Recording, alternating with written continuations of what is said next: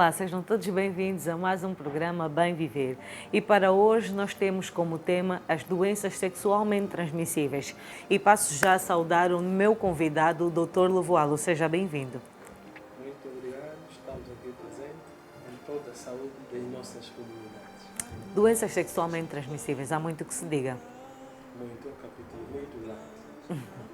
E dizendo já as doenças sexualmente transmissíveis, um grupo de doenças que acometem, ou seja, que afetam o aparelho genital e urinário. Para entendermos melhor essas doenças sexualmente transmissíveis, vamos entender ainda a anatomia, a forma desses aparelhos. No homem, o aparelho genital está constituído pelo pênis, os testículos, a próstata, as glândulas seminais. E na mulher, a vulva, a vagina, o útero, as trompas e os ovários. Entre esses aparelhos, há uma comunicação. Esse aparelho genital, o reprodutor, tem uma comunicação com o aparelho urinário. No pênis, no interior do pênis, nós vemos está lá a uretra. A uretra vai até a bexiga, os uretres até o rim. Então existe uma comunicação entre o aparelho urinário e o genital. Esses órgãos genitais são os órgãos que realizam atividades sexuais. Quando falamos das doenças sexualmente transmissíveis, quer dizer que há um contato desses órgãos genitais. E como esses órgãos genitais têm comunicação com o aparelho, ou seja, com os órgãos urinários, então as manifestações clínicas, as doenças vão surgindo, quer seja no aparelho genital e no aparelho urinário. Há outras situações também em que as doenças sexualmente transmissíveis aparecem nas outras regiões.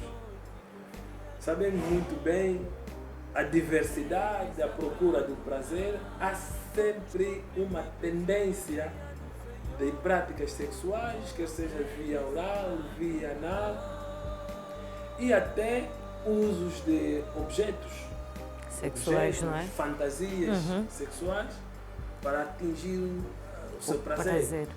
Então, o contato dos órgãos sexuais, o contato com esses objetos, são vias de contaminação, ou seja, de disseminação dessas doenças. Quando diz os objetos sexuais são vias também, é se caso tiver muitas pessoas a usarem o mesmo? Pode ser de uso pessoal, mas mal cuidado, mal protegido, mal conservado. Fica exposto, então sabemos que os micróbios, agentes patogênicos, estão ao ar livre, estão na terra, no solo, por aí fora. E quais são as maneiras mais... também, para além do contato sexual, outras doenças também sexualmente transmissíveis, no caso da hepatite. Sim, hepatite B. Concretamente a B e C, são também sexualmente transmissíveis. Quer dizer, para além do contato sexual, existe também outra forma de contato. Através de objetos perfurocortantes, agulhas, tesouras, lâminas e, do ponto de vista clínico também, aquelas situações clínicas de transfusões de sangue e também durante o trabalho de parto para uma mulher, para o filho. E também a criança em idade escolar, no bairro das piscinas, nos bairros comunitários. Há sempre a disseminação dessas doenças sexualmente transmissíveis. Só para realçar que estamos a falar das doenças sexuais, do que é passagem para se obter a doença em nosso corpo, as vias de transmissão. As vias de transmissão, não exclusivamente, quer dizer, dentro das doenças sexuais. Exato. Não exclusivamente contato sexual. Implica dizer que esse indivíduo vai obter a doença. Um recém-nascido pode aparecer com uma gonorreia oftálmica, uma conjuntivite gonorreia. Um recém-nascido pode aparecer com uma sífilis. Não teve contato com os órgãos sexuais, mas sim o contato foi durante o trabalho de parto E também o próprio HIV da mãe para a criança não foi contato sexual. Doutora, é sabido que muitos de nós têm a consciência de que só o HIV ou a hepatite B ou a hepatite C, mas tem outros fatores ou agentes produtores naquilo que são as doenças sexualmente transmissíveis.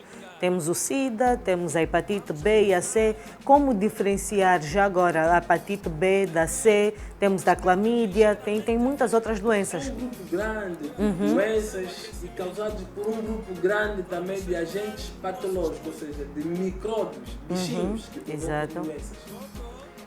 Dentre elas tem o grupo dos vírus, por exemplo, no caso da HIV, herpesvírus, poxvírus, que causa molusco.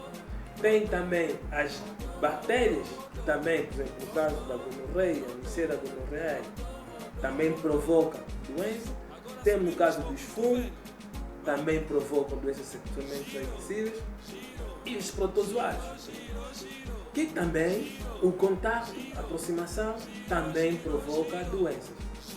Dentro deste grupo todo de doenças sexualmente transmissíveis, há uma particularidade em que as manifestações clínicas podem ser, algumas apresentam-se de forma assintomática, algumas os sintomas aparecem 2, 3 dias depois, ou seja, sintomas agudos, outros até passam despercebidos. Nem sempre o indivíduo percebe-se dessas infecções. Ele pode viver com essa doença anos e anos sem essa doença manifestar-se. Mas está lá no seu organismo. Algumas situações de baixa de imunidade, algumas doenças podem aparecendo ou exacerbar, quer dizer, piorar. Muitas vezes são banalizadas. O importante aqui é realçar que toda essa anatomia dos órgãos genitais não tem sintomatologia. O pênis não dói, o pênis não deita escorrimento. A partir do momento que vão surgir escorrimentos, no caso do homem, já é questão de saúde.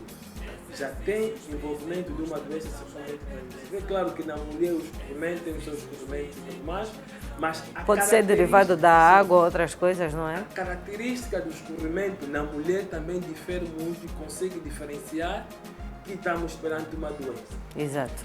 Ao urinar, normalmente ninguém tem que sentir sensação de ardência, ou seja, ardor ou mesmo dor até. Quando a partir do momento que você sente dor na pontinha do pênis, sente dor, já é sinal de doença. Quando tem uma dor lombar, dor nas costas, também já é sinal de doença. E as doenças, o prurido, comichão.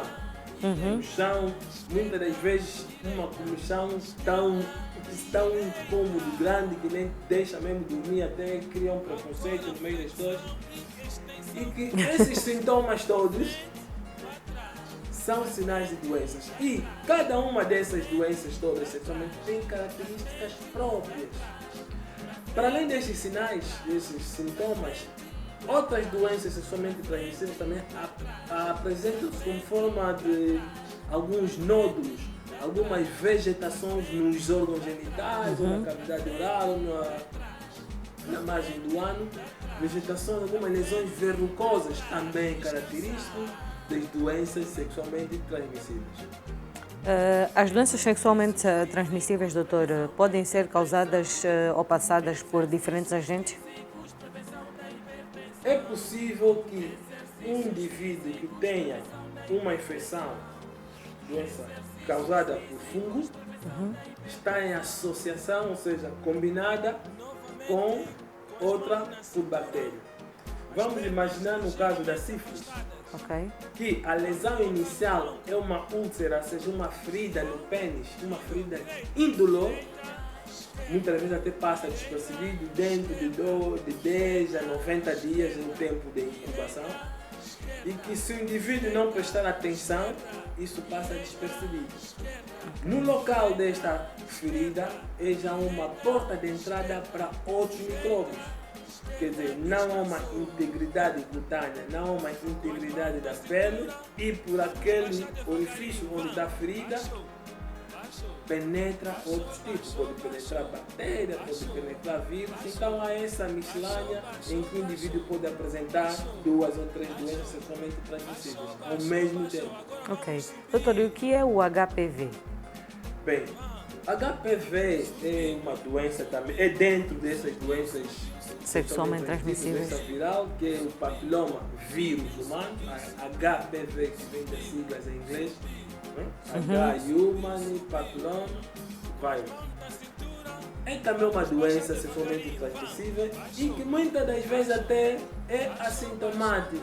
O indivíduo pode viver anos e anos sem manifestar nenhuma doença. É causada por esse vírus HPV, e não aparece simplesmente nos órgãos genitais. As manifestações, as lesões verrucosas, as lesões provocadas por este vírus, essas vegetações, esse aspecto de verrugas, nós chamamos, no caso, as verrugas genitais, né? Ou seja, os condilomas acuminados, aparece na vulva, na mulher. No homem aparece no corpo do pênis e à volta dos testículos e também à volta da margem anal. Essas lesões do condiloma acuminado inicialmente são lesões de pequenas quantidades, pode ser 1, 2 lesões verrucosas, ou seja, papulosas, boceladas, e que se o indivíduo negligenciar, ou seja, banalizar, vão crescendo de forma exuberante, e é nesta fase que às vezes as pessoas preferem já, ou preocupam-se porque o parceiro deu conta e não está a aceitar ter aquele contato sem esclarecimento e obriga a pessoa a ir ao médico.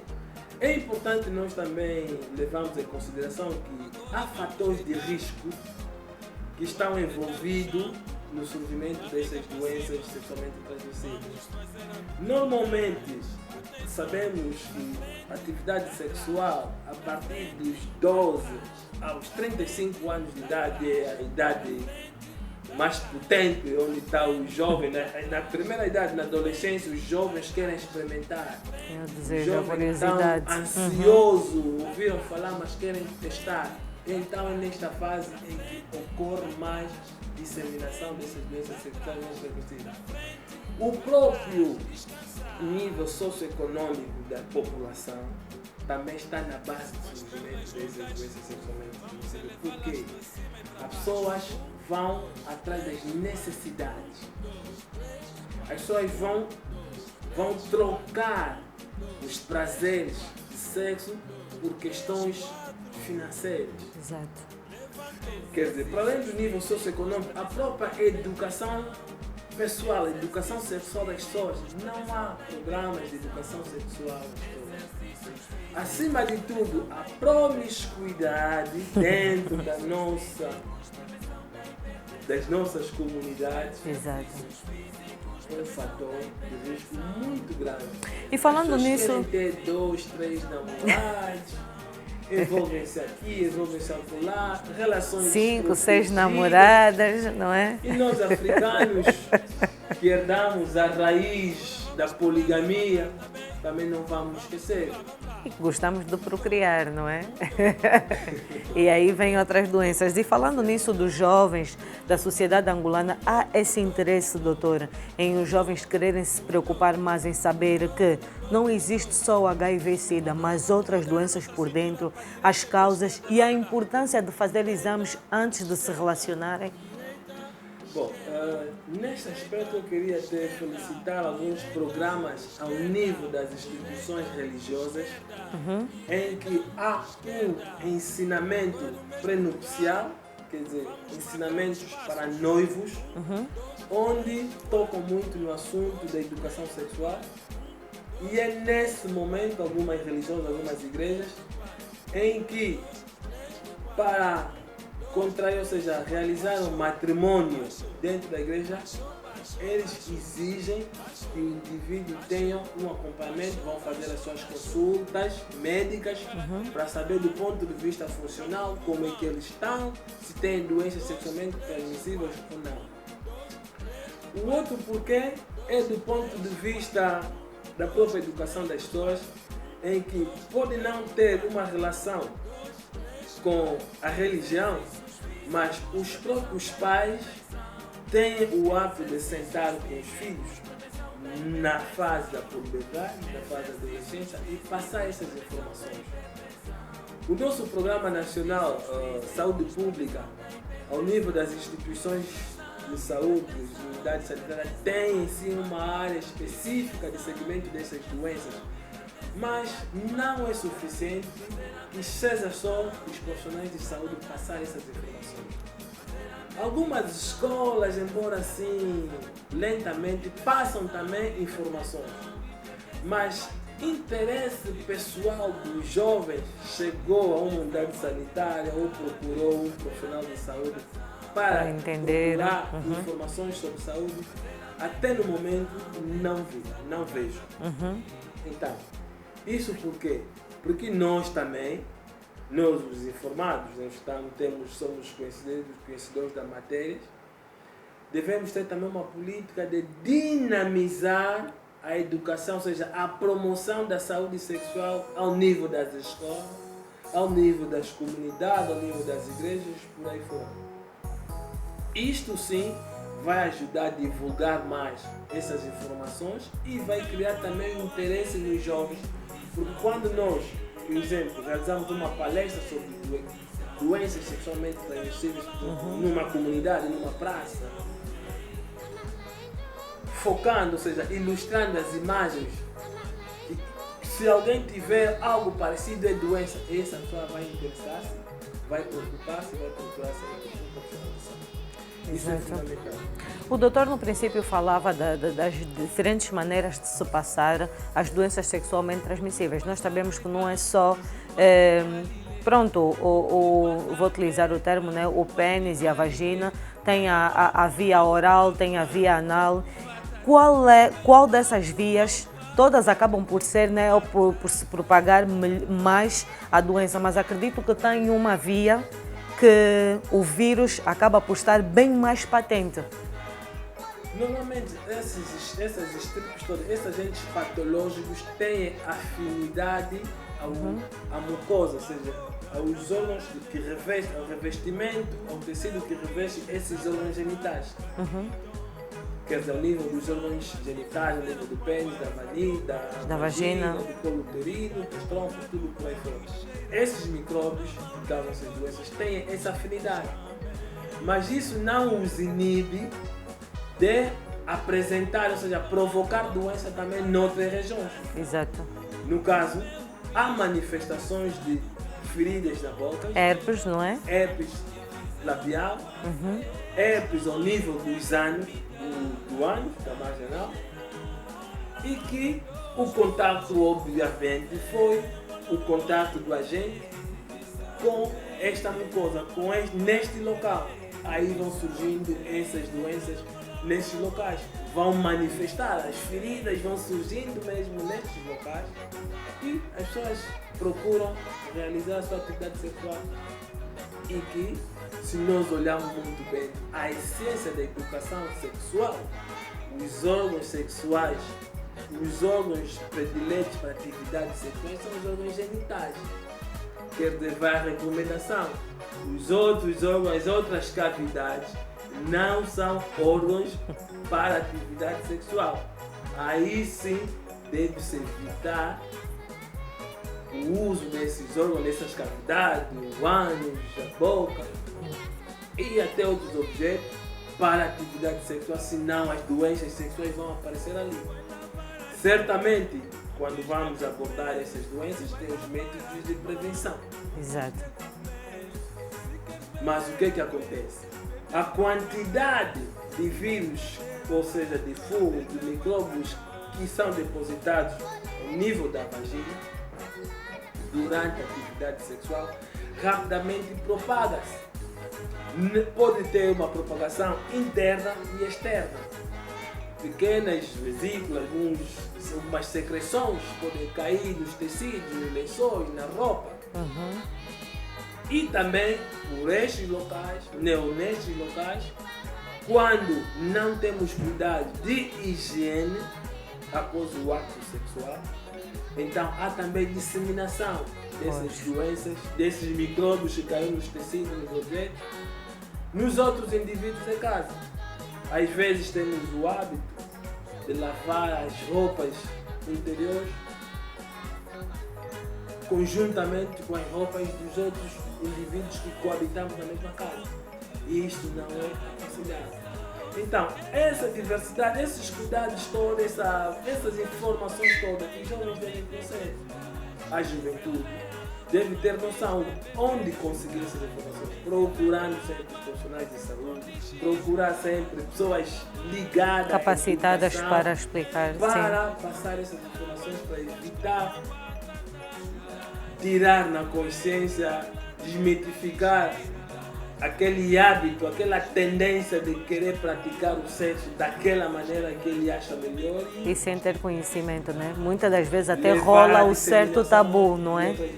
Mas, doutora, todas as doenças sexualmente transmissíveis têm um tratamento?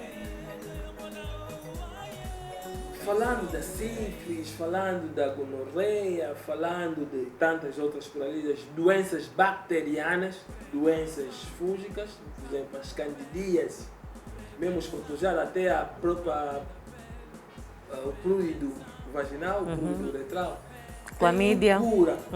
Mas já, por exemplo, no caso do HIV, uma doença viral, sabemos todos, já essa informação é divulgada, que não tem cura. O HPV também não tem cura, mas tem prevenção, existe a vacina.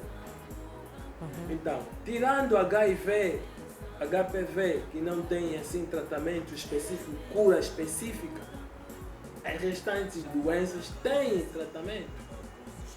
O ideal é sempre ter fazer um diagnóstico precoce e o tratamento certo na hora certa para evitar as complicações. Isso que eu disse no princípio. Muitas doenças, principalmente no homem, as manifestações são assintomáticas, não tem nenhuma sintomatologia de princípio. Algumas sintomatologias são tardias, por exemplo, na sífilis terciária. A sintomatologia pode aparecer depois de 40 anos. Iniciou com aquela feridazinha à volta do pênis ou na vulva, banalizou, ou depois de 2 dias desapareceu a ferida, curou e não deu sequência. 30 anos depois começa a ter complicações cardiovasculares, começa a ter problema no coração, começa a ter problema ao nível do sistema nervoso central, convulsionar. Então, essas complicações tardias todas dessas doenças são consequências de que não foi feito um diagnóstico precoce dessa DTS e foi agravado. Um dos principais problemas também da infertilidade, tanto masculina como feminina, é as infecções urinárias maltratadas ou não tratadas.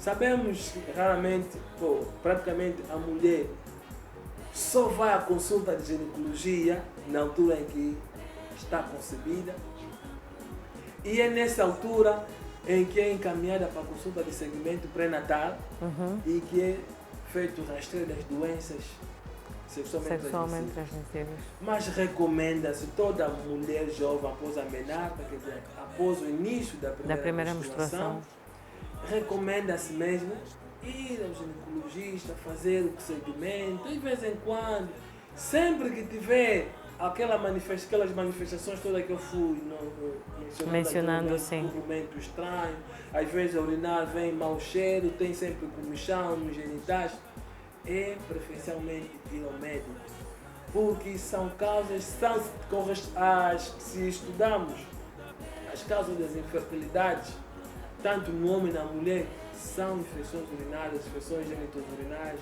maltratadas, e consequência disso, muitas vezes a nossa comunidade tem sempre a tendência, estou a urinar, aquele fulano também, quando tinha isso, ele estava a tomar esse medicamento. Quer dizer, a automedicação.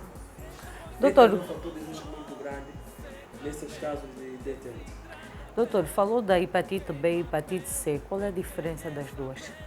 Normalmente, a hepatite B é causada por vírus da hepatite B, que tem um comportamento bastante diferente. Ambas afetam o fígado, mas só que tem outros tipos, outros serotipos.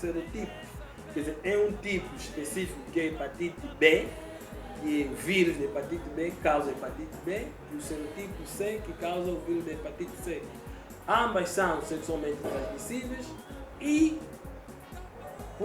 tem também a transmissão por usos de materiais perfurocortantes, tesouras, agulhas, durante as transfusões sanguíneas também encaminha para vias de disseminação, ou seja, de contaminação dessas hepatites. Clinicamente, as manifestações são as mesmas, tem sempre aquela sensação de dor no lado direito da barriga, quer dizer, o fígado está inflamado, então tem aquela sensação de dor, náuseas, um mal-estar, ocasionalmente pode ter algumas febrículas, quer dizer, febre de 37,5. E o fator de distensão é mesmo quando fizermos os exames, vamos encontrar que o vírus implicado é o vírus da hepatite C e o outro é o vírus da hepatite B. Medidas de prevenção. Estamos quase a chegar ao fim. Medidas de prevenção. Olhando um pouco nos fatores de risco, quando eu mencionei a promiscuidade, eu aconselho as nossas comunidades, para aqueles jovens que ainda não estão em idade para atividade sexual, do ponto de respeitando os princípios religiosos, abstinência. Vamos optar pela abstinência. Santidade. Andar na santidade, andar no temor da palavra, não praticar sexo fora, ou seja, não fornicar. Não fornicar, nem antes, quer dizer, antes do casamento e durante o casamento, Durante não é? O casamento só com a esposa ou com o não esposo, adulterar, exato, não adulterar. evitando assim a promiscuidade. E não se levem com as ilusões da mocidade, as fantasias sexuais, querendo praticar acrobacia durante as atividades sexuais e vamos evitar isso. E para os que estão distantes da religião, vamos passar também a mensagem: o uso do preservativo durante as atividades sexuais ocasionais. Exato. A higiene íntima, tanto no homem como na mulher, também é fundamental para a prevenção das doenças sexualmente transmissíveis. Muito obrigada, Dr. Lovoalo. É verdade que é um tema super extenso, com muita informação, com muita coisa para se abordar e transmitir aos nossos jovens e não só. Mas foi um prazer tê-lo aqui em nosso estúdio e contamos com a sua presença para mais temas. Obrigado eu. Obrigado também a esta pátria que nos formou como médico para servir mesmo a pátria. Dizer que estamos sempre disponíveis para todo auxílio na promoção da educação para a saúde, aqueles conselhos que os jovens precisam mesmo para o enquadramento da educação sexual, podem entrar em contato conosco. Estamos disponíveis para dar mais informações. Aqui não passamos tudo, mas para consultas mesmo de segmento, aliás, professor dermatologista e venerologista. Venerologista significa dizer doenças venéreas, doenças do aparelho genital. Então, é minha praia. Estamos sempre disponíveis para segmento, conselhos, tudo que for necessário.